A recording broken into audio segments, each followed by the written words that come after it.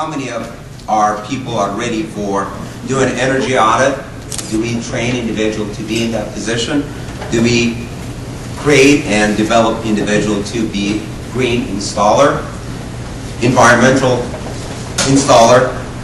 And when I look at some of the transportation jobs that they're looking for, earlier we had an individual from railroad, and we talked about engineer. Are we really do any green engineering? Do we have any school that now is training our future engineers specifically in the type of green engineering that we need? Look at the renewable. We talked earlier about that. I heard that we have 4 company that they do have headquarters here on wind turbine, and that is the area that I believe Oakton is in unique situation.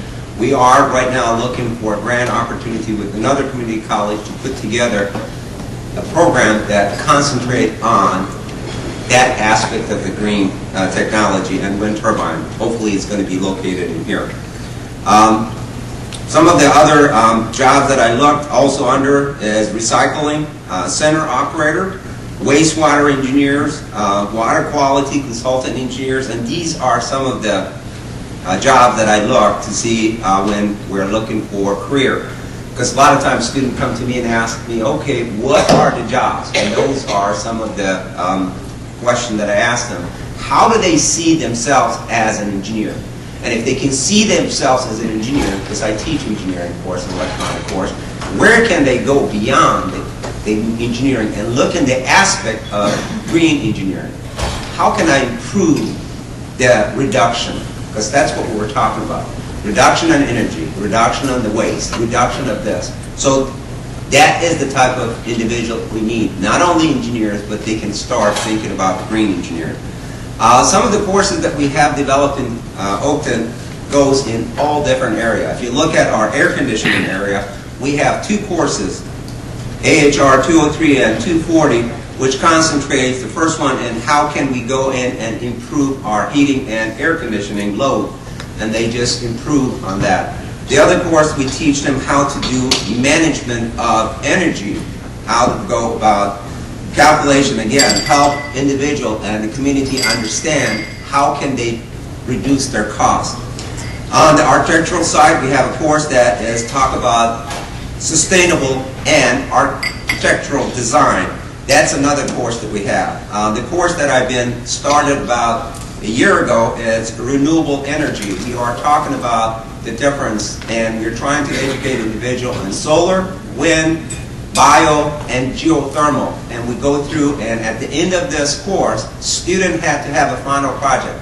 Earlier we talked about the application. Every individual had to have a final project, which introduced what they have learned in the class.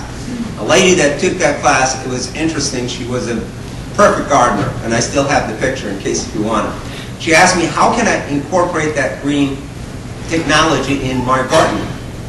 Her final project was to install a solar panel that could be hooked up to a pump that can pump the water from her well into her garden. And guess what? At the end of this course, we asked the student, how can they improve this process? How can they be innovative? Somebody told her that, okay, if I would add something to this, I would come up with a sensor that calculates the amount of the moist in the soil. And instead of running the water on the hourly basis, because she had it turn it on at a certain hour, she said, when you need the power, the water, then you can go ahead and turn it on. And that's how we went about putting an application in our classes. So other courses that we really have pushed in here is in marketing and management. We have a MGT 126, Introduction to Green Business, if you're interested, Green Policy and Law, Green Marketing, and Green Event Planning. So those are some of the courses that we have developed in Oakton, and we are hoping that we can come up with a 2-year degree in green technology.